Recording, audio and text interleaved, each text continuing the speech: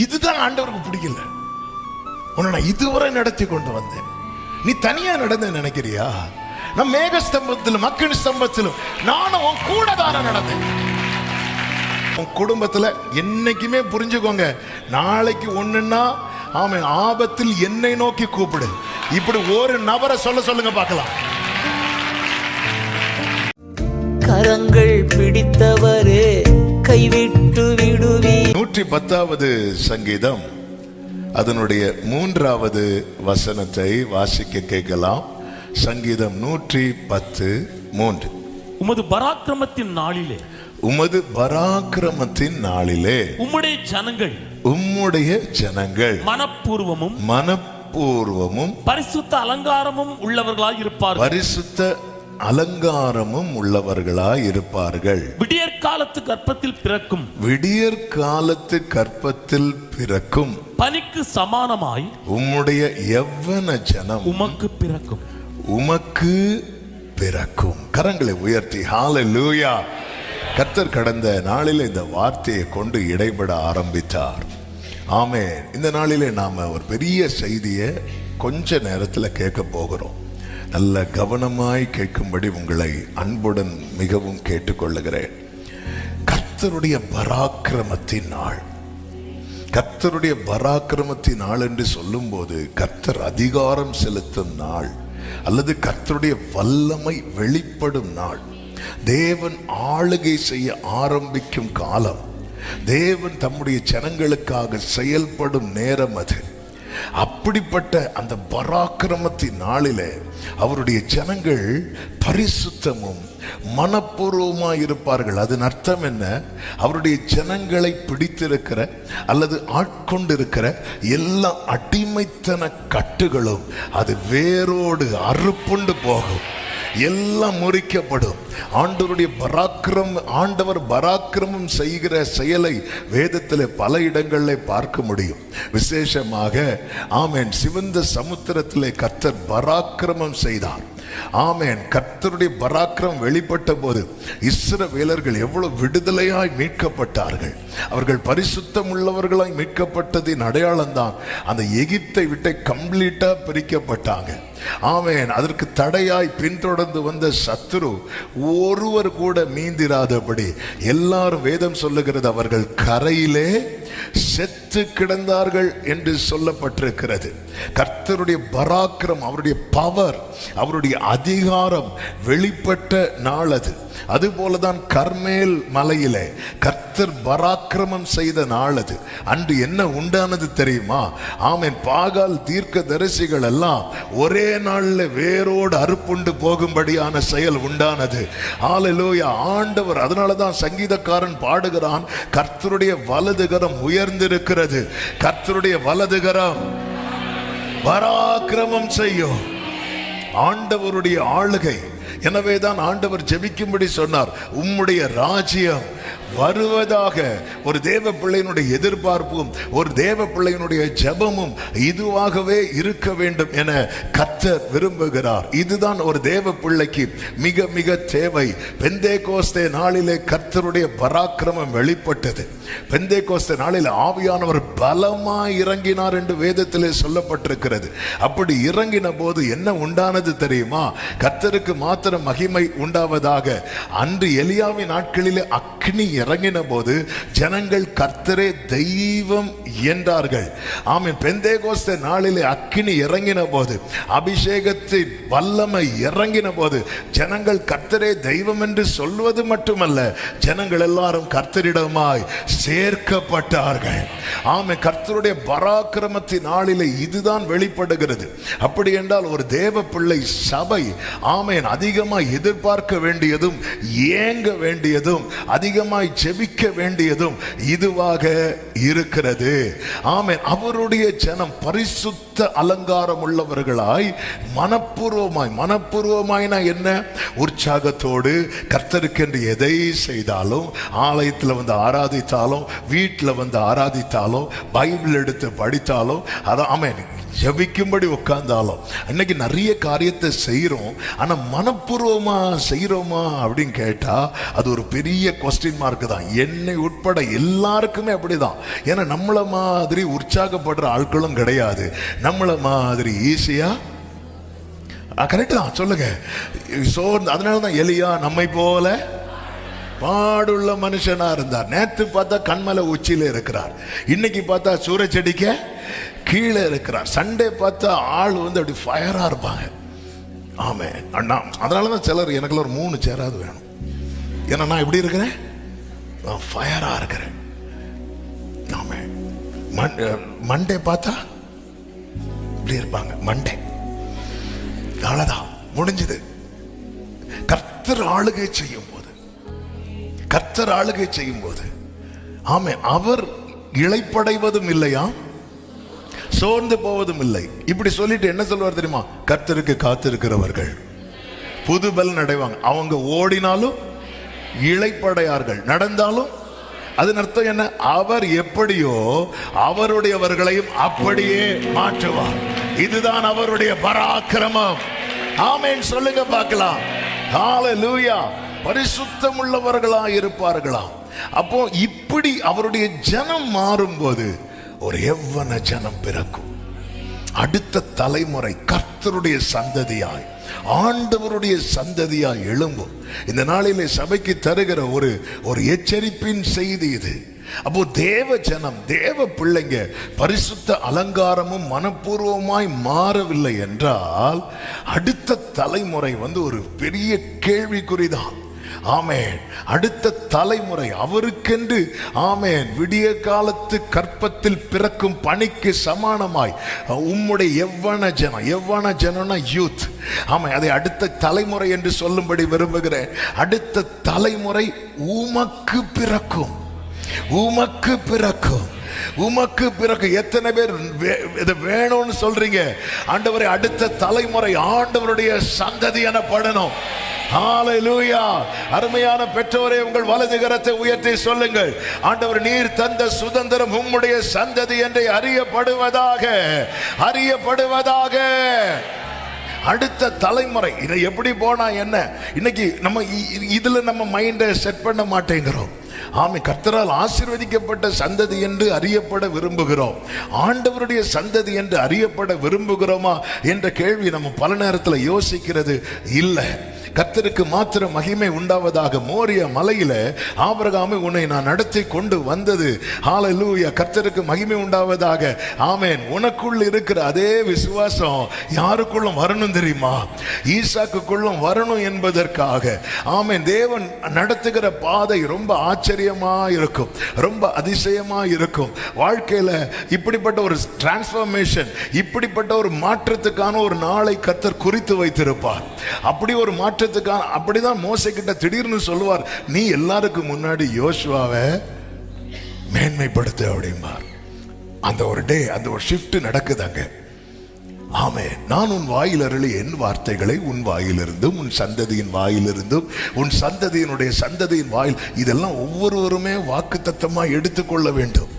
உன் சந்ததியின் மேல் என் ஆவியையும் உன் சந்தானத்தின் மேல் என் ஆசீர்வாதத்தையும். ஆவி வேற ஆசீர்வாதம் வேறெல்லாம் கிடையாது, எல்லாம் ஒண்ணுதான். அது சொல்லும் போது அப்படி சொல்றாங்க. ஆமென். கர்த்தருக்கு மாத்திரம் மகிமை உண்டாவதாக. அதன் அர்த்தம் என்ன? உன்னை நடத்தினவர் அடுத்த தலைமுறை நடத்தும்படி விரும்புகிறார். ஆனா அடுத்த தலைமுறை ஒரு எவ்வன ஜனம் கர்த்தருக்கு பிறக்க வேண்டுமானால், ஆமென், இப்பொழுது இருக்கிற ஜனம் எப்படிப்பட்ட ஜனமா இருக்க வேண்டும் தெரியுமா? பரிசுத்த அலங்காரம் உள்ள ஜனமா இருக்க வேண்டும். இது எப்படி சாத்தியமாகும்? இது எப்படி சாத்தியமாகும்? கர்த்தருடைய பராக்கிரமத்தின் நாளிலே, கர்த்தருடைய பராக்கிரமத்தின் நாளிலே. கேட்கிற அன்பு சகோதரா சகோதரி, ஆமே, நம்முடைய கூடாரத்தில் கர்த்தருடைய வலதுகரம் உயர்ந்திருப்பதாக. ஆமேன் சொல்லுங்க பார்க்கலாம். கர்த்தருடைய வலதுகரம், கர்த்தருடைய வலதுகரம் எங்கே பராக்கிரமம் செய்கிறதோ அந்த கூடாரத்திலிருந்து என்ன சத்தம் கேட்கும் தெரியுமா? ரட்சிப்பின் கம்பீர சத்தம் கேட்கும். என்ன சத்தம் கேட்காது தெரியுமா? எகிப்தின் கேட்ட கூக்குரலின் சத்தமும் புலம்பலின் சத்தமும் கர்த்தருடைய கரம் பராக்கிரமம் செய்யும் கூடாரத்திலே கேட்காது. ஆமென் சொல்லுங்க பார்க்கலாம். அப்ப அவருடைய ஜனம் நாம் என்பதை மறந்து விடக்கூடாது. நம்மை தேவன் பிரித்தெடுத்திருக்கிறார். லேவியராகமம் 20, 24, 26 வசனங்களை வாசிக்கலாம். 20வது அதிகாரம் 24வது வசனம், 26வது வசனம். அவர்கள் தேசத்தை சுதந்தரிப்பீர்கள் என்று உங்களோட சொன்னேன். பாலும் தேனும் ஓடுகிற அந்த தேசத்தை உங்களுக்கு சுதந்திரமாக கொடுப்பேன். உங்களை மற்ற ஜனங்களை விட்டு பிரித்தெடுத்த உங்கள் தேவனாகிய கர்த்தர் நானே. கர்த்தராகிய நான் பரிசுத்தராய் இருக்கிறபடி, கர்த்தராகிய நான் பரிசுத்தராய் இருக்கிறபடி நீங்களும் எனக்கேற்ற பரிசுத்தவான்களாக இருப்பீர்களாக. ஏன் பரிசுத்தம் பரிசுத்தம் பரிசுத்தம் பரிசுத்தம்னு பைபிள் ஃபுல்லா எழுதி வச்சிருக்கிறார்னா அவர் அப்படிதான். ஹல்லேலூயா. அவர் எப்படியோ அவருடையவர்களும் அதனால சொல்றாங்க. ஏன்னா அது மோசே பரிசுத்தமா இருந்தா பார்த்துக்கோ, ஆபிரகாம் அப்படி இருந்தான், அதனால அப்படி கிடையாது. நான் எப்படி இருக்கிறேன் பாரு, நான் பரிசுத்தராய் இருக்கிறபடியால் நீங்களும் எனக்கு ஏற்ற. அப்போ எனக்கு திருப்தி உண்டாக நான் பரிசுத்த வாழ்க்கை அல்ல, அவருக்கு திருப்தி உண்டாகும். எனக்கு திருப்தி உண்டாகிற பரிசுத்த வாழ்க்கை என்பது அந்த பரிசேயனுடைய வாழ்க்கை. பரவாயில்ல, இந்த வாரம் ரெண்டு வாட்டி ஃபாஸ்டிங் இருந்துரும், அப்போ எனக்கு என்னாச்சு, திருப்தி ஆச்சு. ஆமாம், எனக்கு இன்னைக்கு நம்ம அநேகர் பண்ணக்கூடிய பெரிய தப்பு என்ன அப்படின்னா, நமக்கு ஓகேன்னு சொல்ற ஒரு பரிசுத்த வாழ்க்கை இல்லை அவருக்கு. அதனால தாங்க எனக்கு எவ்வளவு யோசித்தாலும் பிடி கிடைக்காது. சேராபீன்கள் எதுக்கு தங்களை மறைக்க வேண்டும்? சேராபீன்கள்ட்ட ஏதாவது ஒரு சின்ன தப்பு நினைவில் இருந்தா கூட அவர் தள்ளிடுவார்ல. லூசிஃபர் வாயை திறந்து சொல்லல, நான் இப்படி அந்த அவருக்கு ஸ்தானத்தில் போய் உட்காருவேன். அவன் நினைக்க தானே செஞ்சான், அவனுடைய எண்ணம் தானே. அவன் நினைவு, இப்போ தூதர்களை பொறுத்த வரைக்கும் நினைவில் ஒரு தப்பு நினைச்சா கூட தள்ளப்பட்டுருவாங்க. அப்போ இவங்க நினைவில் கூட நினைக்காதவங்க சேராபீன்கள். அப்படி இருந்தும் அவர்கள் தங்களை மறைக்கிறாங்கன்னா அவர் அவருடைய ஹோலினஸை சொல்லி தீராது. ஆமே. அவங்க அந்த எபிரேய லாங்குவேஜில் பரிசுத்தர் பரிசுத்தர் பரிசுத்தர்னு சொல்லும்போது அவன் இதுக்கு மேலே இல்லைன்னு அர்த்தம். ஆமே, ஒவ்வொரு லாங்குவேஜ் இருக்குன்னு ஒவ்வொரு முறை இருக்கு. இப்போ பாருங்க, இப்போ இங்கிலீஷை பொறுத்தவரை இங்கிலீஷை சொல்லணும்னா குட், பெட்டர், பெஸ்ட்னு சொல்லுவாங்க. ஹீப்ரு லாங்குவேஜில் அப்படி கிடையாது. அதுக்கு அடுத்த டேர்ம் இதுக்கு மேலே குட், பெட்டர், பெஸ்ட், இப்படி இப்படி 3 டேர்ம் மூணு வேர்டு யூஸ் பண்ணுறோம்ல, அதில் அப்படி சொல்ல முடியாது. அதில் அப்படி கிடையாது, ஒரே வேர்டு தான். அதனால தான் இவங்க என்ன பண்ணுறாங்க அப்படின்னா, இதை எப்படி சொல்கிறாங்க தெரியுமா? ஹோலி ஹோலி ஹோலி. அதன் அர்த்தம் என்ன? இதுக்கு மேலே பெஸ்ட்டு இல்லை, இதுக்கு மேலே சொல்றதுக்கு இல்லை, இதுக்கு மேலே இல்லை. ஆமா, இந்த பரிசுத்தம் அப்படிங்கிறதுக்கு அந்த ஃபைனலாக எழுதணும்னாலும் அது அவர் தான், இதுக்கு மேலே கிடையாது. அப்போ நம்ம என்னதான் நம்மளை பரிசுத்தப்படுத்தினாலும் அவருக்கு முன்னாடி வரும்போது ஏசாயாதான், ஐயோ நான் யாரு?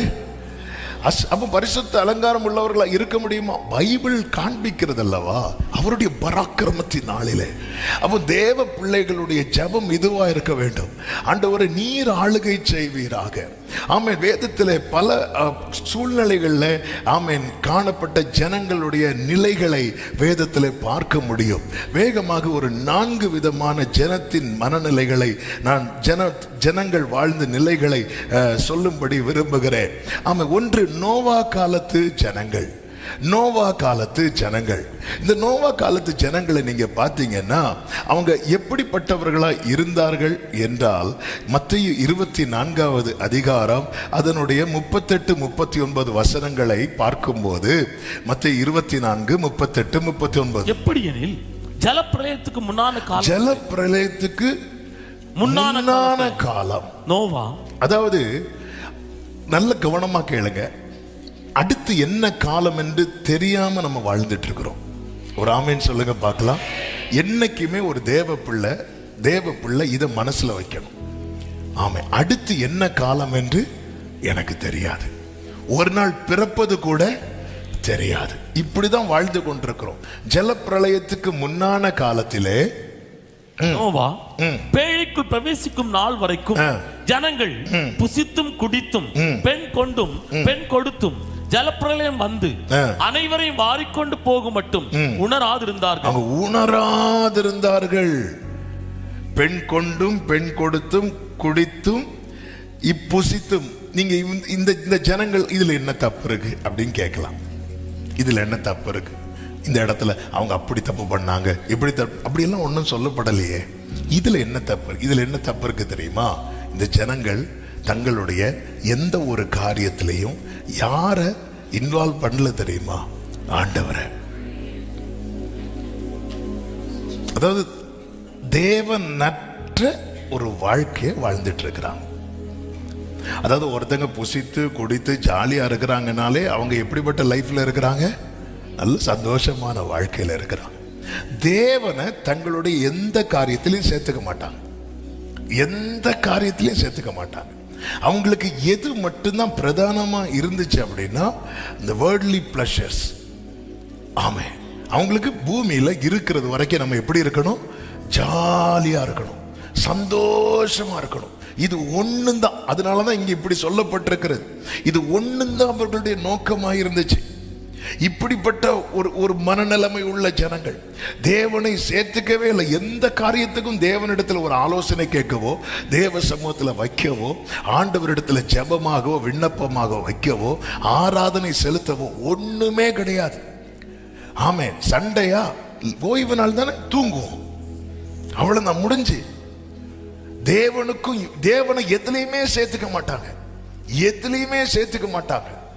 இது ஒரு பெரிய ஜல பிரளயத்தை கொண்டு வருவதற்கு ஏதுவான செயல். இதை ஜனங்கள் உணராதிருந்தார்கள். இப்படிப்பட்ட மனநிலையில யாராவது வாழ்கிறீர்கள் என்றால் தேவனற்ற ஒரு நிலை, தேவன் எங்கேண்டு, தேவன் யாருண்டு கேட்கிற ஒரு நிலை, இது பெரிய ஒரு ஆபத்தை நோக்கி கொண்டு போகிறது. அது மட்டுமல்ல, நோவா பேழையை கட்டும் போது நோவா நீதியை பிரசங்கித்தான் என்று 2 பேதுரு 2:5 சொல்லப்பட்டிருக்கிறது. அப்படி பிரசங்கித்தும் அவர்கள் எதுலதான் போக்கஸ்டா இருந்தாங்க அப்படின்னா, இப்படி புசித்தும் குடித்தும் பெண் கொண்டும் பெண் கொடுத்தும் இப்படியே தங்கள் வாழ்க்கையை நடத்தி கொண்டிருக்கிறார்கள். தேவனற்ற வாழ்க்கை வாழ்கிற ஒரு நிலை. இப்படி ஒரு கூட்ட ஜனங்கள் இன்றும் இருக்கிறார்கள். கிறிஸ்தவர்கள் என்று சொல்லிக் கொள்ளுகிறவர்களில் அநேகர் இருக்கிறார்கள். தங்களுடைய எந்த காரியத்திலையுமே யாரை சேர்த்துக்க மாட்டாங்க தெரியுமா? ஆண்டவரை சேர்த்துக்க மாட்டாங்க. பாவத்தோட பாவத்தை கூட்டுகிற செயல் என்று ஆமென் ஏசாயா 30:1 சொல்லப்பட்டிருக்கிறது. என்னை எல்லாமல் ஆலோசனை பண்ணி பாவத்தோட பாவத்தை கூட்டுகிறார்கள். பாவத்தோட பாவத்தை கூட்டும்படி என்னை அல்லாமல் அவங்க என்னெல்லாமோ பிளான் பண்றாங்கப்பா. ஆனா அதுல நான் இல்ல. அவங்களுக்கு எது சரின்னு தோணுதோ அதை மட்டும் செய்கிற ஒரு நிலை. இது எதை நோக்கி கொண்டு போகிறது? வேதம் சொல்லுகிறது, கடைசி நோவாவின் நாட்களில் நடந்தது போல மனுஷகுமாரன் வரும் நாட்களிலும் நடக்கும் என்று சொல்லிதான் அந்த வசனத்தையே ஆண்டவர் சொல்லுவார். மத்தேயு 24:37 நோவாவின் காலத்தில் எப்படி நடந்த, அதன் அர்த்தம் என்ன? ஆமென், தேவனற்ற ஒரு வாழ்க்கையை ஒருத்தன் வாழ்றான் அப்படின்னாலே ஆமென், அடுத்து என்ன வரப்போகிறதா? ஜலப்பிரளயம். அப்போ கேட்கலாம், அதான் ஆண்டவர் சொல்லார்ல, தண்ணீர்னால அழிக்க மாட்டேன். ஜலப்பிரளயம் என்பது ஆமே அந்த தண்ணீர்னால வருகிற அழிவு மட்டுமல்ல. ஆண்டவர் இதை சிம்பாலிக்கா சொல்றாரு. அப்போ இது எதை நோக்கி தான் கொண்டு போகிறது? ஜனங்களை அழிவை நோக்கி தான் கொண்டு போகிறது. என கேட்கிற அன்பு சகோதரா, அன்பு சகோதரி, உங்க வாழ்க்கையில உங்க குடும்பத்துல ஆமே கர்த்தர் இருக்கிறாரா? உங்களுடைய ஒவ்வொரு காரியத்திலையும் கர்த்தரை வைத்துதான் நம்ம செய்கிறோமா, செயல்படுகிறோமா? நமக்கு தோன்கிறதை பெண் கொடுத்தும் பெண் கொண்டுன்னா என்ன அர்த்தம்? அது அவங்களுக்கு அவங்க வாழ்க்கையை தெரிந்தெடுக்கிறது. அவங்க வாழ்க்கை அவங்களுக்கு எது சரின்னு தோணுதோ அதை செய்கிறது. ஓகே, நேரம் போறா, மம்மி எனக்கு இவ்வளவு பிடிச்சிருக்கு மம்மி, முடிஞ்சு கல்யாணம். அதுல கர்த்தர்லாம் இருக்கிறாரா? இல்லை, கொஞ்சம் கஷ்டமா இருக்கும்.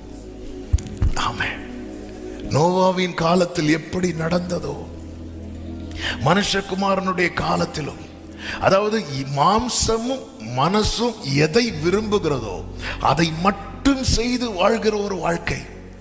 எபேசியர் 2:3 என்ன சொல்லப்பட்டிருக்கிறது? மாம்சமும் மனசும் விரும்பினவைகளை செய்து சுபாவத்தின்படி மற்றவர்களைப் போல கோபாக்கினையின் பிள்ளைகளாயிருந்தோம். மாம்சம் கொஞ்சம் விரும்புது, என் மனசு ஒண்ணு விரும்புது.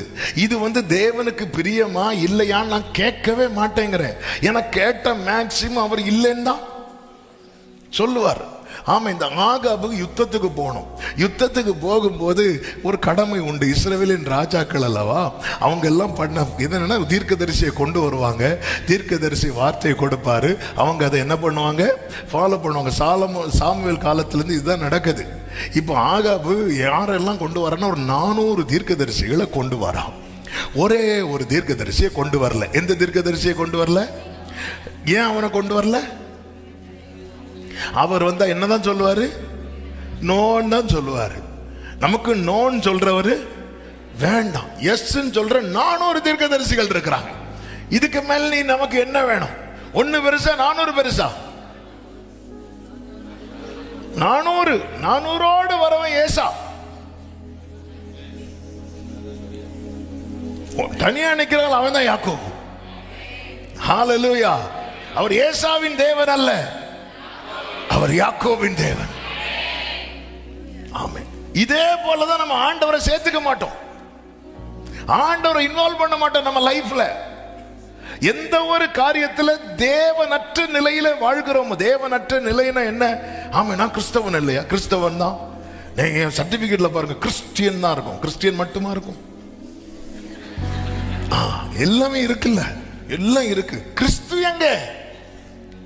ஆண்டவரை பார்த்துட்டே இருக்கிறார். என்னடா இது?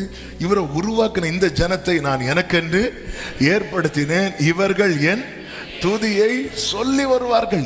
இந்த மக்களுக்கு இப்படி ஒருத்தர் இருக்கிறார்னே தெரியல. இஸ்ரவேல் ஜனங்கள் மீட்கும்படி ஆண்டவர் தீர்மானிக்கும் போது மோசே கிட்ட சொல்லும் போது, மோசே மெதுவா இப்பதான் பேரே கேட்கிறோம். ஆண்டவரே, நான் அப்படி போய் சொல்லும் போது உங்க பேர் என்ன ஆண்டவரே? ஆமென்.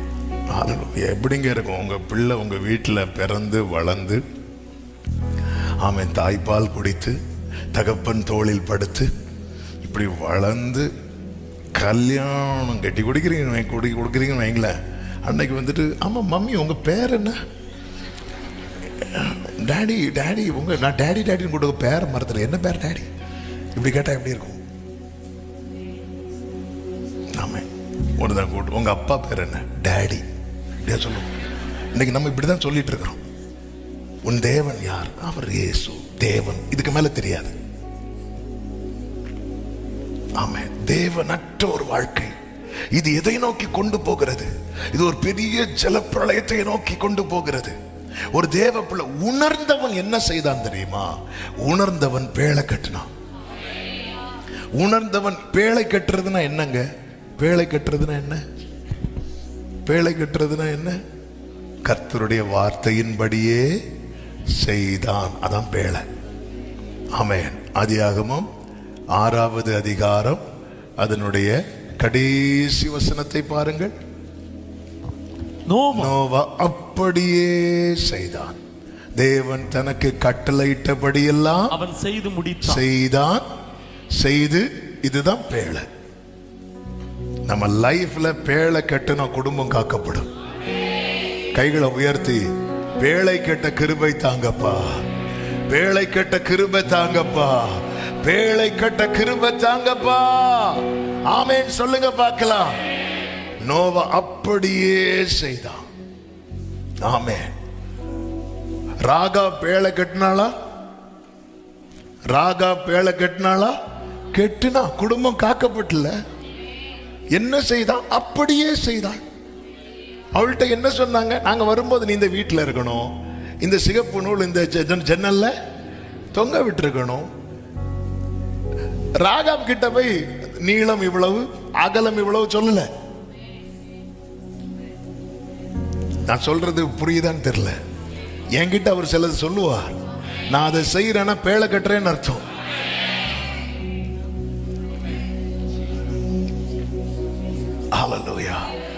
என்கிட்ட ஆண்டவர் சிலதை சொல்லுவார், நான் அதை செய்கிறேன் என்றால் பேழை கட்டுகிறேன் என்று அர்த்தம். ஒரு நூல் கெட்டினதுல என்ன இருக்கு? ராகவ் என்ன கட்டினா? சிவப்பு நூல் கட்டினா. நீங்க கட்டு சிவப்பு நூல், அப்படி கிடையாது.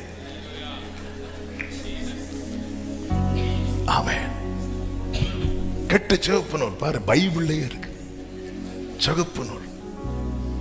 ஆமென். இல்ல, அது ஒரு அடையாளமாக. ஏன்னா அந்த வீடை பார்க்கும்போது தெரியணும், மதில்ல இருக்கிற வீடு.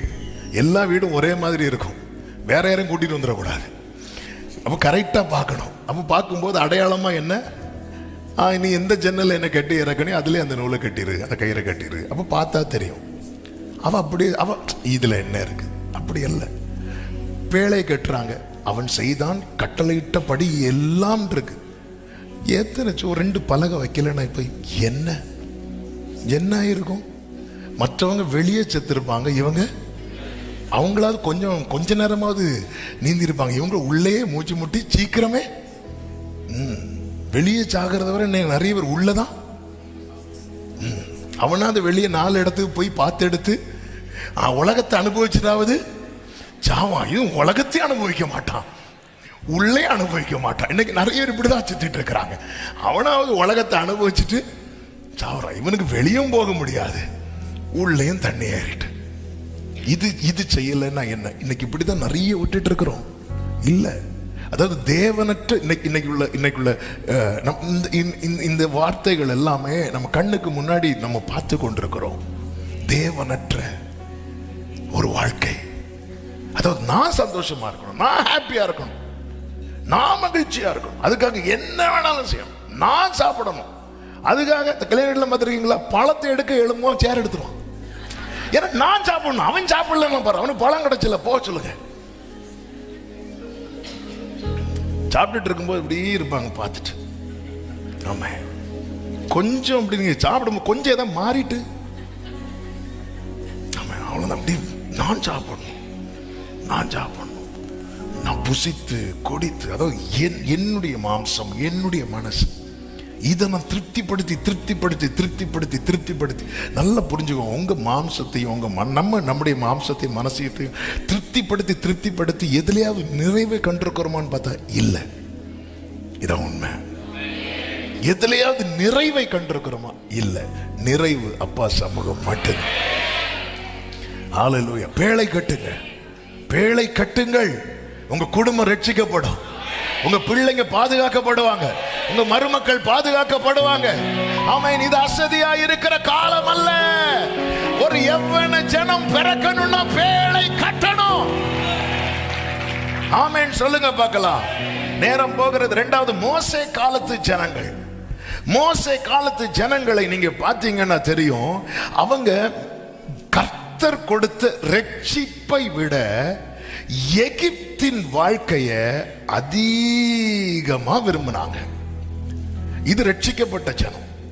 நோவா காலத்து ஜனங்கள் ரட்சிக்கப்பட்ட ஜனம் கிடையாது, தேவனால் ஆசீர்வதிக்கப்பட்ட ஜனம். ஆண்டவர் பலுகி பெருகி அப்படி அந்த நோவா ஜலப்பிரளயம் வர்றதுக்கு முன்னாடி அவங்க லைஃப் எல்லாம் பாத்தீங்கன்னா எத்தனை வருஷம் தெரியுமா? 800 900. ஆமென். எப்படி இருந்திருப்பாங்க? ஹல்லேலூயா. என்ன ஒரு லைஃப்ங்க அது. அதாவது நோவாவுக்கு பொண்ணு பார்த்தது 500 வயசுல. நம்ம 500ல எல்லாம் மம்மி. ஆமென். சில சர்ச்சில் அப்படிதான் இருக்கிறீங்க. ஆமென். நம்ம எல்லாம் மம்மி, அவ்வளவுதான், அது கூட முடிஞ்சு. அவங்க ஆமென். அப்ப 400 வயசுல நோவா கிட்ட போய் சொல்லியிருப்பாங்க, கல்யாணம் என்னம்மா இப்பதான் வயசு ஆகட்டுமா, 450ல சும்மா இருங்கம்மா, இன்னும் போட்டும். நமக்கு இப்ப 20 நாளே முடியெல்லாம் நிறைய ஆரம்பிச்சுட்டு முடிஞ்சு. இப்படி இன்னொரு அது ஆசீர்வதிக்கப்பட்ட ஜனம். ஆமென். ஆனா அதுக்கப்புறம் அப்படியே 900 800 அப்படியே 120 ஆயிட்டு பாவத்தினால. மோசே காலத்துல 120 இருந்து எப்படி ஆயிட்டு தெரியுமா? 70, பலத்தின் மிகுதியினால் 80. எப்படி இது பாவம் பெருக பெருக பெருக நிறைய பிளெஸிங்ஸ் அது தடை பண்ணிட்டே இருக்கு. அதனாலதான் தாவீது ஒரு ஜெபத்தை வைப்பார். நம்ம வந்து இந்த சங்கீதம் படிச்சதுனால அந்த ஜெபத்தை பண்ணுவோம். ஆமாம், தாவீது எப்படி, அதான் அந்த ஆண்டவரோடு அந்த பிரசனத்திலே ஒருத்தன் இருக்கிறவனுக்கு அவன் எப்படி கேட்குறான் பாருங்க, என் நாட்களை எண்ணும் அறிவை எனக்கு என்ன ஒரு ஜெபங்க. அந்த வெளிச்சம் இருந்தேன்னா எவ்வளோ நாள் தான் இந்த பூமியில் வாழ போகிறோம்? எதுக்கு தேவையில்லாமல் சவுல் ஈட்டி எறிஞ்சான்னு நான் ஏன் போய் எறியணும்? அதான் அவங்க எனக்கு, அதாவது நலமும் பேசாமல் நான் என்ன பண்ணேன் தெரியுமா? அமைதியாக இருந்தேன். அந்த சங்கீதம் 31 நீங்கள் கொஞ்சம் கூர்ந்து கவனிச்சிங்கன்னா அந்த ஜெபத்தில் இருக்கிற என்ன ஒரு ஆழம். அதாவது எனக்கு விரோதமாக நிறைய பேசுகிறான், அவன் பேசுகிறது அவ்வளோ தப்புன்னு எனக்கு தெரியுது, ஆனாலும் நான் அமைதியாக இருந்தேன். அப்போ அதனால எனக்கு ஒரு காலம் வரும், ஆண்டவரே அப்படி வரும்போது நான் பழி வாங்குறவனா மாறக்கூடாது அப்படின்னு நீங்கள் எனக்கு ஒன்று பண்ணுங்க, என் நாட்களை எண்ணும் அறிவை தாங்க. இவ்வளோ காலம் தான் வாழ போகிறேன், எதுக்கு தேவையில்லாமல் அவனை பகைச்சு இவனை பகைச்சு? என்ன ஒரு ஜெபங்க இது. ஆமென். நோவா காலத்து ஜனம், சரி நான் டாபிக் உள்ள வரேன். மோசே காலத்து ஜனங்கள் ரட்சிக்கப்பட்ட ஜனங்கள், ரட்சிக்கப்பட்ட இரத்தத்தால மீட்கப்பட்ட ஜனம். இயேசுவின் இரத்தத்தாலே மீட்கப்பட்டு வசனமாம் வேலியாலே மீட்கப்பட்டவங்க எல்லாம் சத்தமா ஹல்லேலூயா சொல்லுங்க. மீட்கப்பட்ட, ஆனா இவங்க எதை ரொம்ப வேல்யூ பண்றாங்க அப்படின்னா பாஸ்ட் லைஃப், எகிப்தின் வாழ்க்கைய. அதாவது நல்ல கவனமா கேளுங்க, ரட்சிப்பை விட ஆமென் இம்மைக்குரிய எகிப்தின் வாழ்க்கைய, கடந்த வாழ்க்கைய, அடிமைத்தன வாழ்க்கை இருக்கிறது அல்லவா, ஒரு காலத்தில் ஒரு வாழ்க்கை வாழ்ந்திருப்போமே, அதை நம்ம ரொம்ப கனப்படுத்த, மதிக்க, நினைக்க ஆரம்பிக்கிறோம் என்றால் நம்மை அறியாமலேயே ஒரு காரியத்தை செய்ய ஆரம்பித்து விடுவோம். என்ன தெரியுமா? தேவனை பரீட்சை பார்க்க ஆரம்பித்து விடுவோம். இவர்கள் எகிப்தை நினைக்க நினைக்க நினைக்க நினைக்க இவங்க என்ன செய்ய ஆரம்பிச்சிட்டாங்க அப்படின்னா தேவனை பரீட்சை பார்க்க ஆரம்பிச்சிட்டாங்க, ஆண்டவரையே சோதிச்சிட்டாங்க. சாப்பாடு இல்லைன்னா சாப்பாடு இல்லைன்னு சொல்லு. அதாவது ஜனங்களுக்கு பசி வந்துட்டு, யாத்திராகமம் 16 நான் சொல்லுகிற வார்த்தை எடுக்க வேண்டாம், பசி வந்துட்டு. அப்போ எனக்கு பசிக்குதுன்னா நான் என்ன சொல்லணும்? ஆண்டவரே எனக்கு சாப்பாடு தாங்கன்னு சொல்லணும். அது தப்பு கிடையாது. அப்ப பசிக்குப்பா எனக்கு சாப்பாடு தாங்கப்பா, இது தப்பு கிடையாது. நான் எப்படிதான் சொல்லுவேன்னா, நான் எகிப்தில் இருக்கும்போது எப்படி இருந்தேன் தெரியுமா? ஆமே, நான் அங்க இருக்கும்போது எப்படி இருந்தேன் தெரியுமா? அங்க இருந்து தான் உனக்கு தரிங்க கொண்டு வந்தார். நான் ஃபாரின்ல இருக்கும்போது எப்படி இருந்தேன் தெரியுமா? எப்படி இருந்தேன்? கோவிட்ல கேட்பார் கேள்வி எட்டு கிடந்தேன். ஆமே, அதெல்லாம் நமக்கு தெரியாது. ஏன்னா எகிப்துல அடி வாங்கி அடி வாங்கி அடி வாங்கி அடி வாங்கி அடி வாங்கி ஆமே விட்டா வைக்கோல இவனே தின்றுப்பான். அதனால வைக்கோலும் கொடுக்காம நாங்க எகிப்தின் இறைச்சி பாத்திரங்கள் அண்டையில் உட்கார்ந்தது. அப்போ இறைச்சி சாப்பிட்டேன்னு கூட சொல்லல. அதாவது அர்த்தம் என்னன்னா, இவனை வேலை வாங்கிட்டு இவன் பக்கத்துல இறைச்சி பாத்திரத்தை வச்சு அவன் சாப்பிடுவான். நாங்க இறைச்சி அட்லீஸ்ட் சிலருக்கு வந்து அந்த ஸ்மெல்லு போதும், 2 மணிக்கு ஒரு வேலை விடும். சிலருக்கு பசியே இல்லைன்னு சொல்லுவாங்க பாருங்க. ஹோட்டல் பக்கம் போகும்போது என்னன்னு தெரியல, லைட்டா 2 இட்லி சாப்பிட்டா. நாங்க இறைச்சி சாப்பிட்டோம்னு சொல்லல, அங்க என்ன சாப்பிட்டாரு? அது என்னவோ காய், அவங்க இறைச்சி எகிப்தில் இறைச்சி சாப்பிட்டேன்ல. நாங்கள் அந்த இது கிடைச்சி இது என்னாகும் 11 இருக்கும், 2-3 காய்கள் தான் சொல்லுவாங்க. என்ன காய்? அதெல்லாம் அந்த காய் படைச்சு இதுதான் சாப்பிட்டோன்னு சொல்லுவாங்க. ஆனால் இங்கே சொல்லுவாங்க, உனக்கு தேவையை சொல்லு. அப்போ எனக்கு பசிக்குதுப்பா, இப்போ தர முடியாது. உனக்கு என்ன தேவை அதை சொல்லு. அதை விட்டுட்டு நான் எகிப்தில் இருக்கும்போது எப்படி இருந்தேன் தெரியுமா? நான் அங்க இருக்கும்போது எப்படி இருந்தேன் தெரியுமா? நான் இங்க, இது ஆண்டவருக்கு வந்து இது தேவனை பரீட்சை பார்க்கிறது. இன்னைக்கு ஒரு கூட்டம் ஜனம் தங்கள் வாழ்க்கையில ஆண்டவரை ஈடுபடுத்தாமலே வாழ்ந்துட்டு இருக்கிறாங்க. இன்னொரு ரட்சிக்கப்பட்ட கூட்டம் ஜனம் தேவனை பரீட்சை பார்த்துட்டு இருக்கிறாங்க. நான் கல்யாணத்துக்கு முன்னாடி எப்படி இருந்தேன் தெரியுமா?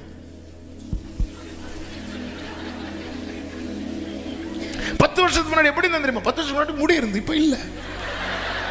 இதுக்கும் கல்யாணத்துக்கு என்ன சம்பந்தம்? நான் முந்தி எப்படி இருந்தேன் தெரியுமா? முந்தி எப்படி இருந்தேன்? 20 வருஷத்துக்கு முன்னாடி குழந்தையா இருந்தோம். ஆமென். இது தேவனை பரீட்சை பார்க்கிறது. நாங்க எகிப்தில் இருக்கும்போது இறைச்சி பாத்திரங்கள் இருக்கும், நான் எங்க வீட்டில் இருக்கும் போதெல்லாம் எப்படி இருந்தேன் தெரியுமா? உன் வீட்டில் நீ இருக்கிறதுனால வேற யாருக்கும் இருக்க முடியாதுன்னா உன்னை கட்டி அனுப்பி வச்சாங்க. அதையே நீ யோசிக்க மாட்டேங்கிற. நான் அங்க இருக்கும்போது எப்படி இருந்தேன், இங்க இருக்கும்போது எப்படி இருந்தேன். உன் தேவனாகிய கர்த்தரை ஒரு கூட்டம் பரீட்சை பார்க்க ஆரம்பிச்சிட்டான். 1 2 3 அவர் எதுவுமே எண்ண மாட்டார் அவர் மாதிரி. ஆனா இதை எண்ண ஆரம்பிச்சிட்டார். அவர் மேல எத்தனை அடி அடிச்சாங்க அவர் எண்ணவே இல்லை. ஆனா இதை எண்ண ஆரம்பிச்சிட்டார். இப்ப மோசே கிட்ட சொல்ல, இதோட கூட 10 முறை என்னை பரீட்சை பார்த்த ஒருத்தனை வந்துட மாட்டான் அப்படின்ட்டார். ஆண்டவர் தந்த வாழ்க்கை இன்னைக்கு ஆண்டவர் நீங்க மீட்கப்பட்டவங்க தானே. கர்த்தர் தந்த வாழ்க்கையை நினைச்சு சந்தோஷப்படுங்க. நீர் தந்த இந்த வாழ்வுக்காய் உம்மை என்னாலும் ஸ்தோத்தரிப்பேன். ஏன் இந்த அன்பு என் மீது உம்மை நன்றியுடன் துதிப்பேன். கைகளை உயர்த்தி ஏசையா ஏசையா ஏசையா ஏசையா ஏசையா ஜீசஸ்.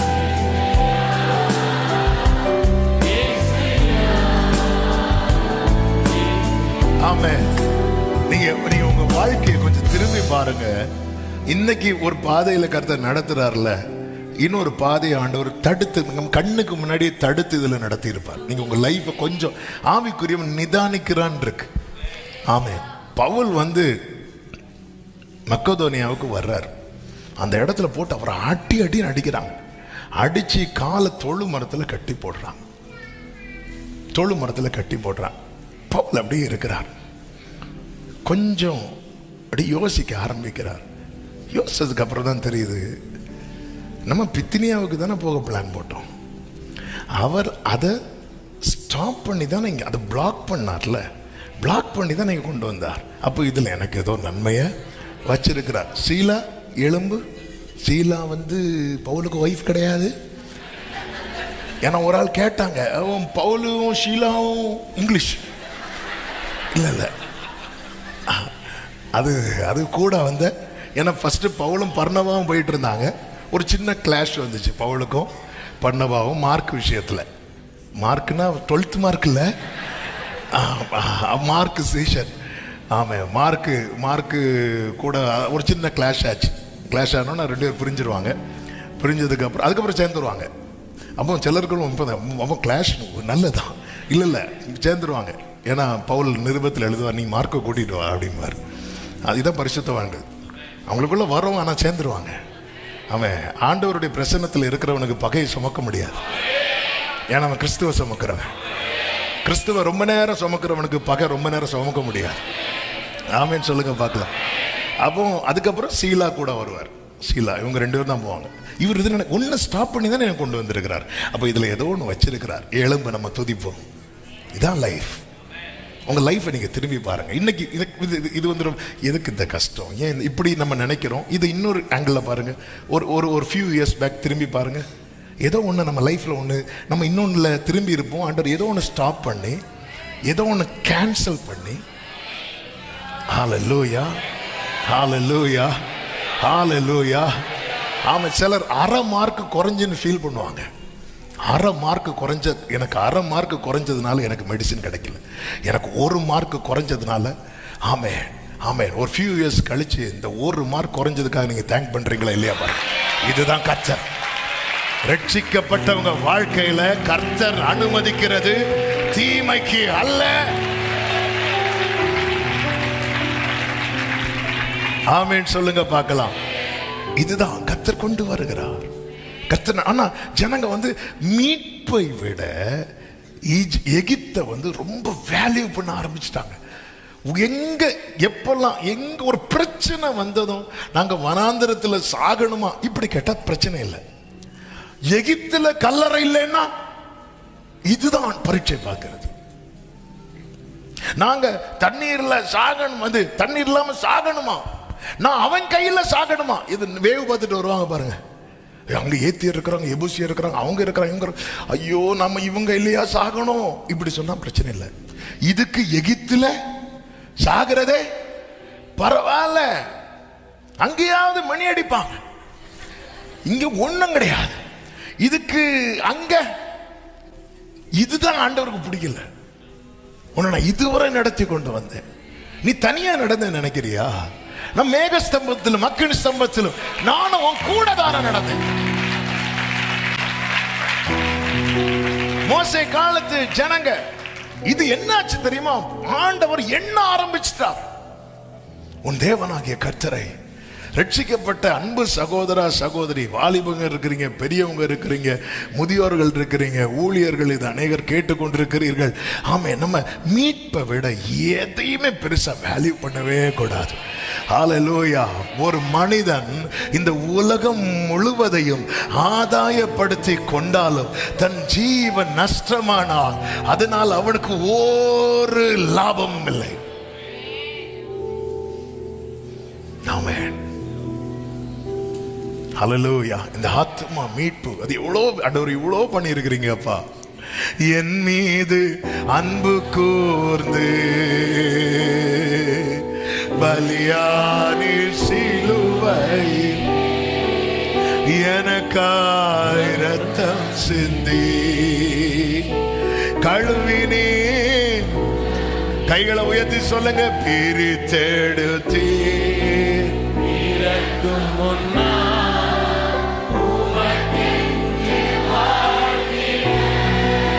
glory, பிரித்தெடுத்தீ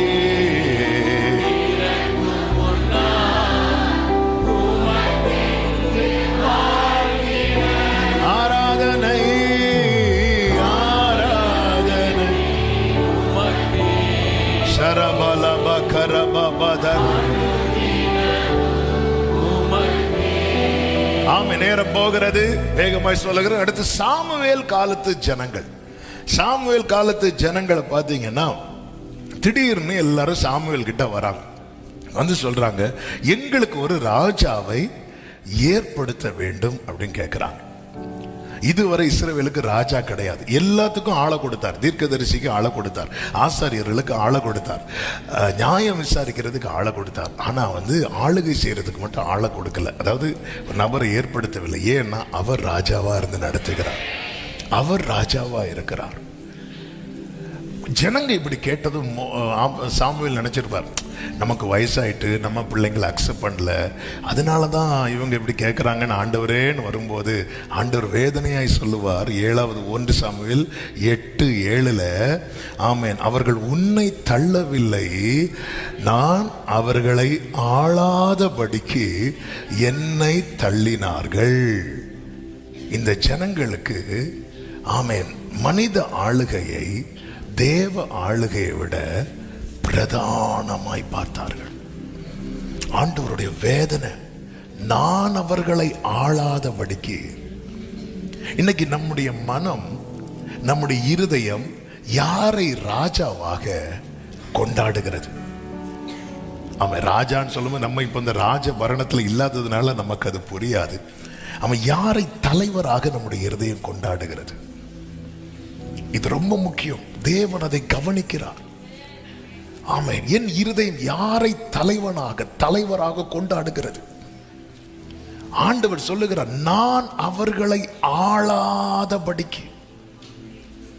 ஒரு ரட்சிக்கப்பட்ட தேவ பிள்ளை, பிரித்தெடுக்கப்பட்ட தேவ பிள்ளை தன் நிலையை உணர்ந்திருக்க வேண்டும். தனக்கு மேல போடப்பட்டிருக்கிற சிங்காசனம் யாருடைய சிங்காசனமா இருக்க வேண்டும் என்கிற உணர்வு தேவை. நம்ம ஒரு ஜனநாயக நாட்டில் இருக்கிறோம், நமக்குன்னு ஒரு கடமை இருக்கிறது, அதை நம்ம செய்கிறோம். அதிகாரிகளுக்காக, பதவியில் இருக்கிறவர்களுக்காக நம்ம செபிக்க கடமைப்பட்டிருக்கிறோம். ஆமென். அதையெல்லாம் நம்ம செய்கிறோம், இல்லை என்றல்ல. ஆனால் நம்முடைய இருதயம் யாரை நம்முடைய தலைவராக, நம்முடைய ராஜாவாக கொண்டாடுகிறதோ அவர்களுடைய சிங்காசனம் தான் நமக்கு மேல போடப்பட்டிருக்கிறது. ஆமென். இது இதுதான் என் மேல என் மேல ஒரே ஒரு சிங்காசனம் தான் போடப்பட்டிருக்கணும். அது உயரமும் உன்னதமுமான சிங்காசனம். ஒரு ஆமேன் சொல்லுங்க பார்க்கலாம். ஏன் தள்ளுறாங்க? ஆமேன். ஆண்டவர் சொல்லுகிறார், இங்க பாருப்பா, அவங்க கேட்டது போலயே நான் கொடுத்துட்டேன்.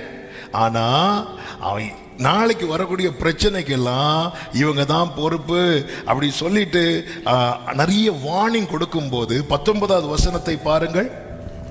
ஜனங்கள் சாமுவேலின் சொல்லை கேட்க மனதில்லாமல், அப்படி அல்ல, எங்களுக்கு ஒரு ராஜா இருக்க. அடுத்த வார்த்தை கவனிங்க, 20. சகல ஜாதிகளையும் போல, சகல ஜாதிகளையும் போல நாங்களும் இருப்போம். நாங்க மற்றவங்களை மாதிரி தான் இருப்போம். இந்த பிரித்தெடுக்க இதெல்லாம் எங்களுக்கு தேவை கிடையாது. நாங்க மற்றவங்களை போலதான் இருப்போம். பிரித்தெடுக்கப்பட்டவனாய் பிரித்தெடுக்கப்பட்டவளாய் நான் என்னை காண்பிக்கவே மாட்டேன். எனக்கு அது பிடிக்கல. நாங்க மற்றவர்களை போல இருப்போம். எங்களுக்கு சகல ஜாதி, நீங்கள் மற்றவர்களை போல இருக்க கூடாதுன்னு தான் கர்த்தர் என்ன செய்கிறார்? பிரித்தெடுக்கிறார். ரட்சிக்கப்பட்டது சபையில சேருவதற்கு அல்ல, ரட்சிக்கப்பட்டது கிறிஸ்துவின் இடத்துல சேருவதற்கு. ஒரு ஆமென் சொல்லுங்க பார்க்கலாம். நம்முடைய நமக்கு மேல அல்லது நம்முடைய இருதயத்துல நாம வைத்திருக்கிற சிங்காசனம் யாருடைய சிங்காசனம்? அதுல யார் இருக்கிறார்? ஆமென். ராஜா என்னை ஆளுகை செய்வீராக. அவர் ராஜா, அவர் தேவன், அவர் ஆண்டவர், அவர் தான் என்னுடைய ராஜா. ஆமா, இல்ல நாங்க அப்படி இல்ல, அப்படி கிடையாது, அப்படி கிடையாது, அப்படி கிடையாது, அப்படி கிடையாது. அப்போ எங்களுக்கு மற்ற ஜாதிகளை போல எல்லாரும் அவங்க அவங்களுக்குன்னு ஒரு தலைவனை தேர்ந்தெடுக்கிறாங்க, நாங்க எங்களுக்குன்னு ஒரு தலைவனை வச்சிருக்கிறோம். இது ஒரு ரட்சிக்கப்பட்ட தேவ பிள்ளையினுடைய அடையாளம் அல்ல. ஒரு ஆமென் சொல்லுங்க பார்க்கலாம். ஹல்லேலூயா. ஆமென். காலங்கள் எப்படி மாறினாலும் தானியேலுடைய காரியம் ஜெயமாய்தான் இருக்கும். ஆமென் சொல்லுங்க பார்க்கலாம். ஆமென். இந்த ஜனங்க இப்படி பண்ணும்போது ஆண்டவர் வேதனையாய் சொல்லுகிற வார்த்தை என்னன்னா, அவங்க ஒன்ன தள்ளலப்பா, அவங்க என்ன தள்ளிட்டாங்க. இதனுடைய ரிசல்ட் என்ன தெரியுமா? இந்த ஜனங்கள் ஆயுதம் இல்லாதவர்களாய் மாறிவிட்டார்கள். ஆயுதம் இல்லை. ஒரு தேவ பிள்ளைக்கு பெரிய ஆயுதமே என்ன தெரியுமா? வசனம், கேடயம், விசுவாசம். இது எதுவுமே இல்லாம ஆயிட்டான். 1 சாமுவேல் அதனுடைய 13வது அதிகாரம் அதனுடைய 19வது வசனத்தை பாருங்கள். எபிரேயர் பட்டயங்களாகிலும் ஈட்டிகளையாகிலும் உண்டு பண்ணாதபடி பார்த்து கொள்ள வேண்டும் என்று பெலிஸ்தியர் சொல்லியிருந்தபடியால் இஸ்ரவேல் தேசத்தில் எங்கும் ஒரு கொல்லன் அகப்படவில்லை. 22வது வசனம், யுத்த நாள் வந்தபோது சவுலுக்கும் அவன் குமாரனாகிய யோனத்தானுக்குமே அன்றி சவுலோடும் யோனத்தானோடும் இருக்கிற ஜனங்களில் ஒருவர் கையிலும் பட்டயமும் ஈட்டியும் இல்லாத ஆயுதம் இல்லாதவர்களை மாறிட்டாங்க. இன்னைக்கு ஜனத்தினுடைய பரிதாபமான நிலை. ஆயுதம் இல்லாம இருக்கிறாங்க. இது எப்ப தெரியும்? பெலிஸ்தீன் வந்து நிக்கும் போது ஓடுவான், நிக்க முடியாது, எதிர்க்க முடியாது. தாவீது கையில ஆயுதம் இல்லைனாலும் கர்த்தர் ஒரு கல்லையாவது கவனையாவது கொடுத்திருக்கிறார்ல. அபிஷேகம் பண்ணப்பட்டவன் கையில் ஆயுதம் இருக்கும். அது வசனம் என்கிற ஆயுதம், விசுவாசம் என்கிற ஆயுதம். தாவீது தேவனை தனக்கு ராஜாவாக்கி கொண்டான். அவன்கிட்ட அது வெளிப்பட்டது. ஆனால் எனக்கு மற்ற ஜாதிகளை போல எனக்கு ஒரு தலைவன் வேணும், எனக்கு ஒரு ராஜா வேணும் இருக்கிறான் தெரியுமா? நல்லா இருப்பான். ஆனா அவன் கிட்ட என்ன இருக்காது தெரியுமா? ஆயுதம். பெலிஸ்தீனுடைய டார்கெட் ஒருத்தன் ஆயுதம் இல்லாம ஆக்கணும், அடுத்து அவன் அடிக்கணும். இதுதான் டார்கெட். உங்ககிட்ட ஆயுதம் இல்லைன்னு தெரிஞ்சா வீட்டுல கோலியாத்து வந்து நிற்பான். இதுதான் உண்மை, இதுதான் உண்மை, இதுதான் உண்மை. ஆமே. இந்த வீட்டில் இருக்கிறவன் வெள்ளம் போல சத்துரு வரும்போது ஆவியானவர் கொடியேற்றிட்டாருன்னு வைங்களேன், சத்துரு எப்படி ஓடுவான் தெரியுமா? தண்ணீர் உடைந்து ஓடுவது போல. ஒரு திருடன் எப்போங்க வீட்டுக்கு வருவான்? எல்லாரும் சிரிச்சு பேசிட்டு இருக்கும் போது வருவான். இல்லைன்னு இவன் கிட்ட இல்ல, இவன் டம்மி, இவன் சும்மா. அப்போ அதன் அர்த்தம் பெலிஸ்தீன் உள்ள என்ட்ராயிருவான். கோலியாத் வந்து நிற்பான், டெய்லி வந்து நிற்பான், காலையில வந்து நிற்பான், மாலையில வந்து நிற்பான். அவன் வந்து நிக்கிறதுக்கு காரணம் என்ன தெரியுமா? உங்ககிட்ட ஆயுதம் இல்லை. உன்கிட்ட ஆயுதம் இருந்தா அடுத்த செகண்ட் கோலியாத்த கீழே விழுவான். ஒரு சின்ன கல்லு போதும். இயேசுவின் நாமத்தில் சொல்லுகிறேன், என கேட்கிற அன்பு சகோதர சகோதரி, உன் இருதயத்தில் அவருக்கு சிங்காசனத்தை போடு. இன்னைக்கு அநேக குடும்பங்கள்ல சத்துரு வந்து நிக்கிறான், நன்மைக்கு தூரம். எத்தனை காரியங்கள் அவன் பறிக்கிறான் தெரியுமா? இடையில நின்று மறிக்கிறான் தெரியுமா? தானியேல்ட்ட சொல்லுவார்ல தூதன், நீ ஆண்டவர்கிட்ட கேட்கும் போதே நான் வந்துட்டேன். ஆனா 21 நாள் ஒருத்தன் போராடிட்டு இருந்தான், வழியில நிக்கிறான்ல. அதையும் தாண்டி தானியேல்ட்ட வர காரணம் என்ன? தானியேல்ட்ட ஆயுதம் இருக்கிறது, ஜெபம் என்கிற ஆயுதம் இருக்கிறது, வசனம் என்கிற ஆயுதம் இருக்கிறது. இன்னைக்கு எத்தனை நன்மைகள் நமக்கு அனுப்பப்பட ஆயுதம் இல்லாததுனால பெலிஸ்தீன் வந்து மறித்து கொண்டு நிற்கிறான், தடுத்து கொண்டு நிற்கிறான். ஆயுதம் இல்லாதவனை ஆக்கணும்னா ஆமா, எங்களுக்கு ஒரு ராஜா வேணும். இங்க பார்ப்பா, நான் இருக்கிறவங்களுக்கு இல்ல இல்ல இல்ல இல்ல இல்ல, எங்களுக்கு மற்றவர்களைப் போல. ஆமென். தேவனை ராஜாவா இராதபடி தள்ளுகிற இருதயத்தில் யாருக்கோ சிங்காசனத்தை போட்டுட்டு இருக்கிறோம், யாருக்கோ சிங்காசனத்தை போட்டு கொண்டிருக்கிறோம். ஆமென். ஆண்டவர் சொல்லுகிறார், இதனுடைய சீரியஸ்னஸ் அவங்களுக்கு தெரியல. இவன் எதை எப்படி போயிட்டு இருக்கிறான் தெரியுமா? இவன் ஆளு வளர்ந்துட்டு இருக்கிறான், ஆனா இவங்கிட்ட என்ன இல்லாம ஆக போகுது தெரியுமா? ஆயுதம் இல்லாம ஆக போகுது. ஆயுதம் இல்லாம. ஆனா பெலிஸ்தீன் எப்படிங்க யுத்தத்தில் ஆயுதம் இல்லாம ஃபைட் பண்ண முடியும்? நீங்க புக்க தரவா படிச்சாலும் ஹால் டிக்கெட் இல்லாம எக்ஸாம் எழுத போக முடியாது. ஒரு நியூஸ் பார்த்தேன், பழைய ஹால் டிக்கெட் கொண்டு போனாங்களே இப்போ. ஆமே, நான் ஒரு எக்ஸாம் எழுத போனேன், +1 படிக்கும்போது நினைக்கிறேன். எக்ஸாம் எழுதியாச்சு, கொஸ்டின் பேப்பர்லாம் எடுத்து பாக்கெட்டில் வச்சாச்சு, வீட்டுக்கு வந்தாச்சு, எடுத்து பேப்பர்லாம் வெளியே வச்சாச்சு, ஹால் டிக்கெட்லாம் வெளியே வச்சாச்சு. அடுத்த நாள் கிளம்பும்போது எடுத்து உள்ளே வைக்கிறேன், நேராக போகிறேன் எக்ஸாம் ஹாலில், என் ஹால் டிக்கெட்டை கொடுக்குறேன். அவங்க இது நேற்று உள்ள கொஸ்டின் பேப்பர்ல அப்படின்னாங்க. அதுக்கப்புறம் அவர்கிட்ட கெஞ்சி பேசி எடுத்து ஒரு நான் எனக்கு ஃபுல்லாக தெரியும், அப்படி தெரியும். எங்கள் அப்பா பாஸ்டர், எங்கள் தாத்தா பாஸ்டர், எங்கள் அம்மா, எங்கள் அப்பெல்லாம் மூத்த விசுவாசி, மூத்து போயிருக்கிற விசுவாசி. என்ன சொன்னாலும் ஆயுதம் இல்லையா? பெலிஸ்தீன் எப்படி தெரியுமா வந்தா? ஆயுதத்தோடு வருவான். உன்கிட்ட ஆயுதம் இல்லாமல் ஆக்கிட்டு இருக்கிறான். ஆமென், ஆமென். இது ஒரு பிரசங்கமாக கேட்காதீங்க. ஆவியானவர் சபைகளுக்கு சொல்லுகிறது, இன்னைக்கு அநேக குடும்பங்கள் ஆயுதம் இல்லை. ஏன் தெரியுமா? யாருக்கோ சிங்காசனத்தை போட்டு வச்சிட்டு இருக்கிறோம். யார் உன் குடும்பத்தில் என்னைக்குமே புரிஞ்சுக்கோங்க, நாளைக்கு ஒண்ணுன்னா ஆமென், ஆபத்தில் என்னை நோக்கி கூப்பிடு. இப்படி ஒரு நபரை சொல்லுங்க பார்க்கலாம். நம்முடைய ஆயுதம் இன்னைக்கு எங்களுக்கு மற்றவங்களை மாதிரி ஒரு தலைவன் வேணும், ஒரு ராஜா வேணும். ஆமென். எல்லாரும் அவங்க இருதயத்துல சிங்காசனத்தை போட்டாங்க, யாருக்கோ போட்டுட்டு இருக்கிறாங்க. எனக்கு கேட்கிற அன்பு உள்ளமே, அன்பு வாலிபர்களே, பெரியோர்களே, ஆமென். இந்த ஜனத்தை எனக்கென்று ஏற்படுத்தினேன். இவர்கள் நம்முடைய வாயில அவருடைய துதிதான் இருக்கணும். ஹல்லேலூயா. அவருடைய துதிதான் இருக்கணும். ஆமா, ஏதோ ஒரு சிங்காசனம் போட்டா நம்ம நல்லா தான் இருக்கும். ஆனா நம்ம கிட்ட என்ன இல்லாம ஆயிரும் தெரியுமா? ஆயுதம் இல்லாததுடைய வேல்யூ எப்ப தெரியுமா? கோலியாத் வருவான், அவன் மெதுவா இல்லாம ஆக்கிட்டு வந்து நிற்பான். அவன் வந்து நிற்கும் போது ஓடுறாங்க.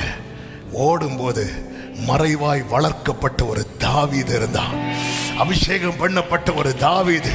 அடுத்த ஒரு எவ்வளவு ஜனம் பிறக்க இப்படிப்பட்ட ஒரு கூட்டம் எழும்ப வேண்டும், சபை எழும்ப வேண்டும்.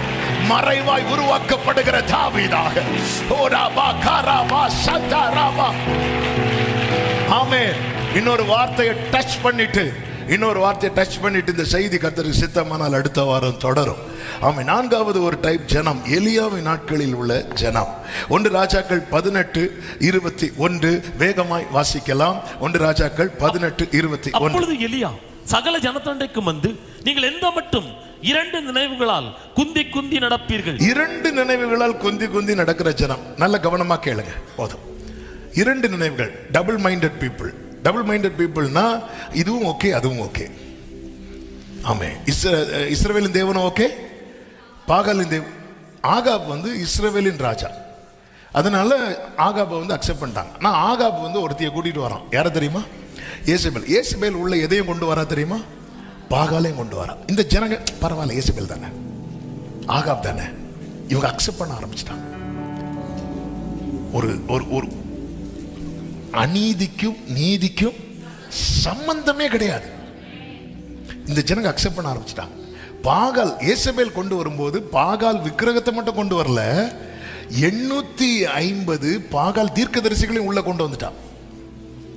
நேத்து வர இஸ்ரவேலின் ராஜா ஆகாப் கர்த்தரை ஆராதித்து கொண்டிருந்தவன் இன்னைக்கு யார் ஆராதிக்க ஆரம்பிச்சிட்டான் தெரியுமா? பாகால் ஆரம்பிக்க ஆரம்பிச்சிட்டான். ஏன் தெரியுமா? யார் உள்ள என்ட்ராயிட்டா? ஏசபேல் உள்ள வந்துட்டா. இப்ப ஜனங்க பாக்குறாங்க, ஜனங்க கர்த்தரிடத்துல இருந்து நன்மையை அனுபவிச்சவங்க. இப்ப ஏசபேல் உள்ள வந்ததும் ஏசபேல் பந்தியில 850 தீர்க்கதரிசிகளுக்கு டெய்லி சாப்பாடு. இந்த ஜனங்க பார்த்து பார்த்து பார்த்து பார்த்து பார்த்து பரவாயில்ல, இது பரவாயில்ல, இது பரவாயில்ல, இது பரவாயில்ல, இது ஓகே, இது ஓகே என்கிற ஒரு மைண்ட் செட்டுக்கு வந்துட்டாங்க. இது ஓகே. ஒரு தேவ பிள்ளை எல்லாத்துக்கும் காம்ப்ரமைஸ் ஆகக்கூடாது, காம்ப்ரமைஸ் ஆகக்கூடாது, காம்ப்ரமைஸ் ஆகக்கூடாது. ஆமென். இதனால என்ன ஆயிட்டு தெரியுமா? மழை நின்று போயிட்டு, வறட்சி, வறட்சி. தேவ ஜனமா இல்லைன்னா, அதனாலதான் பைபிள்ல இருக்கிறது, நீதிமான் நன்றாயிருந்தால், நீதிமான் சொல்லிட்டு 100 வசனம் இருக்கு. ஆமென். நீதிமான் நன்றாயிருந்தால் பட்டணம், நீதிமான் நீதிமானா இருந்தால், தேவ ஜனமா இருந்தா, தேவ பிள்ளை இருக்க வேண்டிய நிலையில இருந்தா பட்டணம் களி கூறும். ஆண்டவர் வானத்தை அடைச்சிட்டாரு. ஹல்லேலூயா. அப்பொழுது இதே பொழுது மறைவாய் ஒருவன் உருவாக்கப்படுகிறான். யார் தெரியுமா? அதை உருவாக்கப்படுகிற ப்ராசஸை கர்த்தருக்கு சித்தமானால் அடுத்த வாரத்தில் எல்லாம் சேர்த்து தான் கொண்டு வந்தேன். ஆனால் இப்போ டச் பண்ணால் அது நல்லா இருக்காது, அது ரொம்ப நினைன்றும். அதை அடுத்த வாரம் நம்ம கேட்கலாம். அவனை கொண்டு வந்து நிறுத்துகிறார். நல்ல கவனமாக கேளுங்க. இப்பொழுது ஆமே, இது ஆவியானவருடைய ஆளுகை இருக்கிற காலம். இன்னும் கிருபையின் காலம் முடியலை. அதனால நம்ம இதை எந்த காலமாய் கொண்டு வரலாம் அப்படின்னா, எலியாவின் காலமாய் கொண்டு வரலாம். இன்னைக்கு அப்படிதான் அங்கே இருக்கு. இன்னைக்குள்ள சூழ்நிலையெல்லாம் திரும்பி பார்த்தா எதுனால ஓகே, இதெல்லாம் பரவாயில்ல, இதெல்லாம் தப்பு கிடையாது, இதெல்லாம் ஓகே, இதெல்லாம் அவங்க பர்சனல் லைஃப், இதெல்லாம் தப்பு கிடையாது. இன்னைக்கு எல்லாத்தையும் ஒரு காம்ப்ரமைஸ் ஆகி போகக்கூடிய ஒரு பரிதாபமான நிலை.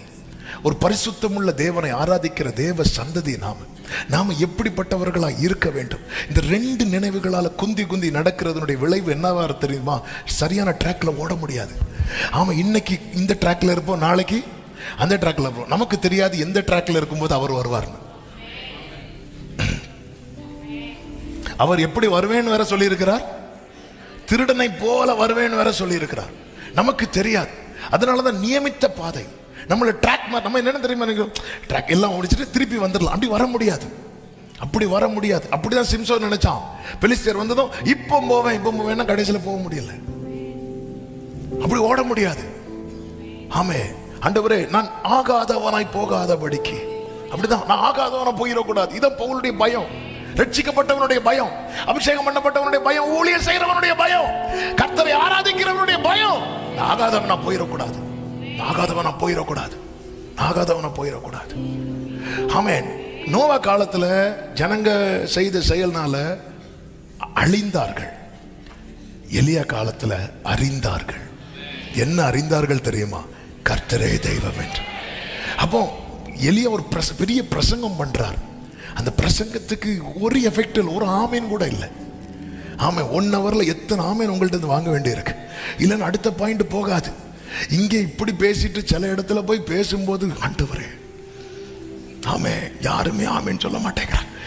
ஆமே, அதனாலதான் அதிகமா பலப்படுவது. நீங்க பலப்படுறீங்களோ இல்லையோ, உங்க மத்தியில் ஊழியம் செஞ்சு நாங்க பலப்படுறோம். வேற என்ன செய்ய, அப்படி சொல்லிதான் ஆகணும். கர்த்தர் உங்களை ஆசீர்வதிப்பாராங்க. ஆனாலும் சிலர் இருப்பாங்க பாருங்க, நீ என்ன பேசு, என்கிட்ட இருந்து ஒரு ஆமீனை வாங்கிருப்பாரு, சொல்லு பாருங்க. சொல்லுவாங்க. எப்போ தெரியுமா? அவர் செய்த சகல உபகாரங்களையும் மறவாதே. ஆமேன். அவ்வளவுதான். ஹல்லேலூயா. ஆமேன். ஆமேன்ங்கிறது ஒரு பக்கம் நான் அதை அப்படியே நம்புறேன், இன்னொரு பக்கம் அவருடைய நாமத்தை நான் சொல்றேன். ஆமே, அந்த பாட்டு ஆண்டவர் தரதுக்கு காரணமே இதான். இங்க பாரு, ஆமேன்ங்கிறது அது வெறும் வேர்டு கிடையாது, அது என்னுடைய நாமம் அப்படின்னா. ஒரு நாள் வேதத்துக்கு அப்பதான் அப்படி பாடும் ஆமேன் அப்படின்னு பாட வச்சார். அது பாடும்போதே அவ்வளோ பலன்.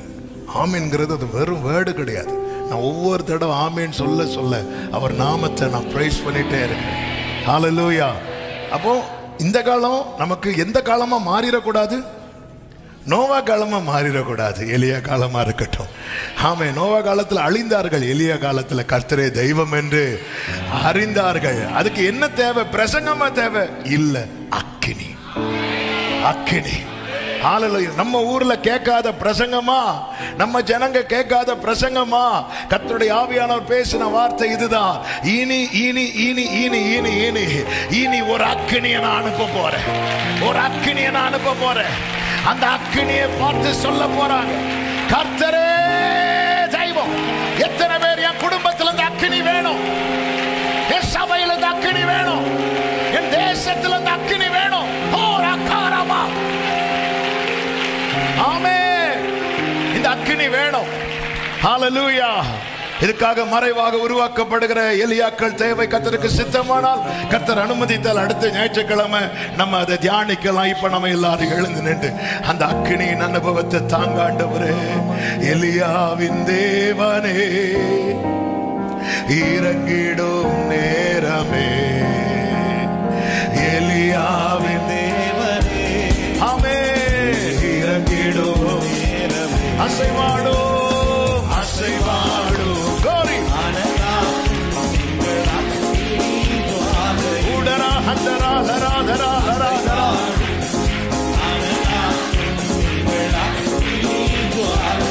நான் ஒருவன் மாத்திரம், நான் ஒருவன் மாத்திரம் இருக்க.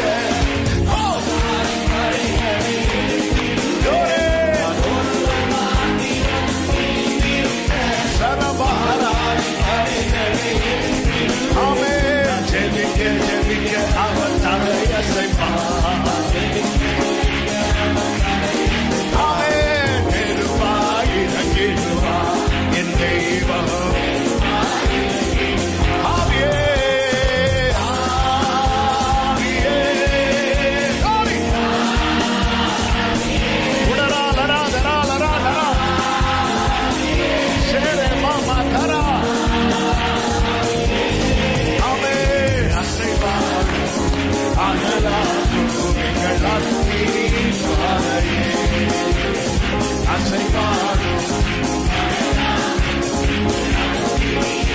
மறுபடியும் சொல்லுங்க, நான் ஒருவன் மாத்திரம், நான் ஒருவன் மாத்திரம். கோரி ஆதாவி படைகள் சரவகரவம்.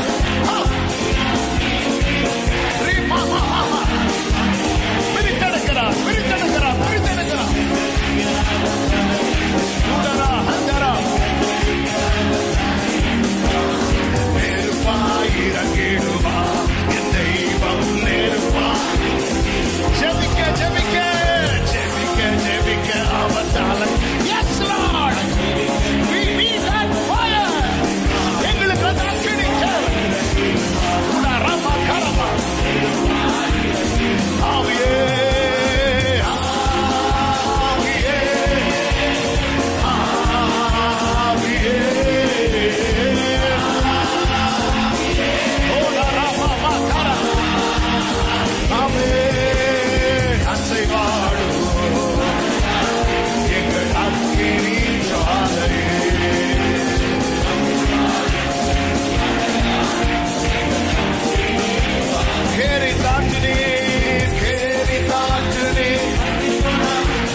வட்டாத ஜீவனதி நமக்கு உண்டு.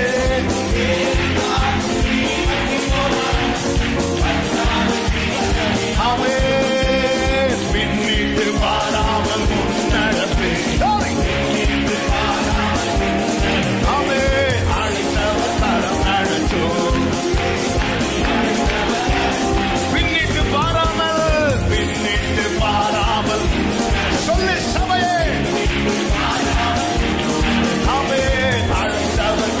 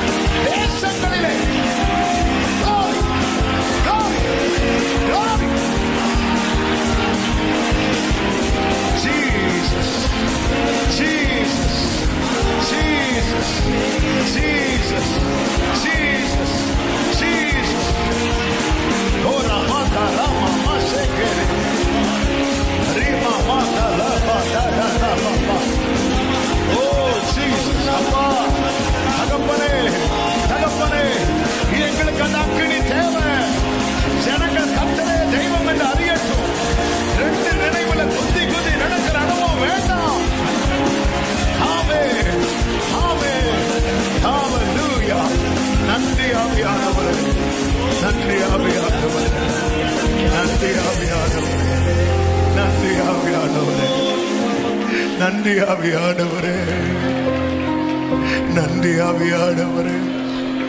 அந்த அக்கினியின் அனுபவம் வேணும் ஆண்டவரே. கைகளை முடிந்தால் வானத்துக்கு நேராக உயரும் ஆண்டவரே. 2 நினைவில் என் வாழ்க்கை இருக்கக்கூடாது. 2 நினைவில் குந்தி குந்தி நடக்கிறவனாய் அல்ல. கர்த்தரே தெய்வம், கர்த்தரே தெய்வம். அப்படியே ஒரு நிமிஷம் உங்க கைகளை உயர்த்தி நோவாவை போல என்ன பேழையை கட்டுறவனாய் மாற்றுங்கப்பா. நோவாவை போல என்ன பேழையை கட்டுறவனா மாற்றுங்கப்பா. நோவாவை போல என்ன பேழையை கட்டுறவனா மாற்று. காலேபை போல என்ன உத்தமமாய் பின்பற்றுகிறவனாய் மாற்று ஆண்டவரே. இஸ்ரவேல் ஜனங்கள் எகிப்தை வேல்யூ பண்ணும்போது காலேபை உத்தமமாய் பின்பற்று. காலேபை போல என்ன உத்தமமாய் பின்பற்றுகிறவனாய் மாற்று ஆண்டவரே. தாவீதை போல உங்க இருதயத்துக்கு ஏற்றவனாய் மாற்று. எலியாவை போல உமக்காய் நிற்கிறவனாய் மாற்று மாற்று. கர்த்தர் ஆளுகை செய், பராக்கிரமம் செய், பராக்கிரமம் செய். கர்த்தர் ராஜரீகம் பண்ணுகிறார். நல்ல கரங்களை தட்டியாமே. நன்றி ஆண்டவரே, நன்றி ஆண்டவரே. பரிசுத்த பிதாவே, நல்ல தகப்பனை நன்றியோடு துதிக்கிறோம். உங்க பிரசன்னத்துக்காக நன்றி ஆண்டவரே. இந்த நாளிலே உங்க சமூகத்தில் எங்களை கூடி வர செய்து பாட, துதிக்க, ஆராதிக்க, ஜெபிக்க கிருபை செய்தீர். உம்முடைய வார்த்தைகளை கொண்டு எங்களோடு பேசினீர் ஆண்டவர். உம்முடைய பராக்கிரமத்தின் நாளில் உம்முடைய ஜனங்கள் மனப்பூர்வமும் பரிசுத்த அலங்காரம் உள்ளவர்களாய் இருப்பார்கள். உமக்கு ஒரு யவ்வன ஜனம் பிறக்கும். இதை நாங்கள் வருகிற நாட்களிலே காணத்தக்கதாய் கர்த்தருடைய வலதுகரம் உயர்ந்திருப்பதாக. கர்த்தருடைய வலதுகரம் பராக்கிரமம் செய்வதாக. கர்த்தர் ஆளுகை செய்யும் ஆண்டவருடைய கரம். எங்க ஜனங்கள் எல்லாம் கர்த்தரே தெய்வம் என்று அறியணும். நோவா காலத்தை போல ஒரு அழிவின் நிலை அல்ல, எலியா காலத்தை போல உம்மை அறிகிற நிலைக்கு கர்த்தாவே கர்த்தர் நடத்துவீராக. அதற்கு எங்களை ஆயத்தப்படுத்தும். எலியாவை மறைத்து உருவாக்கினது போல உருவாக்கும். கிருபைக்குள்ள மறைத்து காத்து கொள்ளும். ஒவ்வொருவரை ஆசீர்வதிங்க. தேவ சமாதான கிருபை பெருகட்டும் ஆண்டவரே. இன்று கடவுளுக்குள்ளே நடக்கிற அந்த பொது ஆராதனை கிருபையாய் பொறுப்படுத்தி ஆசீர்வாதமாய் மாற்றி தருவீராக. கிருபை உண்டாகட்டும். ஒவ்வொருவரையும் சமாதானத்தோடு அனுப்பி சாட்சியாய் கொண்டு வரும். எல்லா மகிமை கனம் உமக்கே செலுத்துகிறோம் இரட்சகர் இயேசுவின் நாமத்தில் பிதாவே, ஆமென். என் ஆத்துமாவே கர்த்தரை ஸ்தோத்திரி, என் முழுவதுமே பரிசு நாமத்தை ஸ்தோத்திரி. என் ஆத்துமாவே கர்த்தரை ஸ்தோத்திரி, கர்த்தர் செய்த சகல உபகாரங்களை மறவாதே. ஆமென். நம்முடைய கர்த்தராகிய இயேசு கிறிஸ்துவின் கிருபையும் பிதாவாகிய தேவனுடைய அன்பும் பரிசுத்த ஆவியானவருடைய ஐக்கியமும் சிநேகமும் பாதுகாவலும் நம் அனைவரோடும் எல்லா பரிசுத்தவான்களோடு கூட கர்த்தருடைய வருகை மட்டும் தங்கியிருப்பதாக. ஆமென். ஹல்லேலூயா. God bless you. கர்த்தர் உங்களை ஆசீர்வதிப்பாராக. ஆமென்.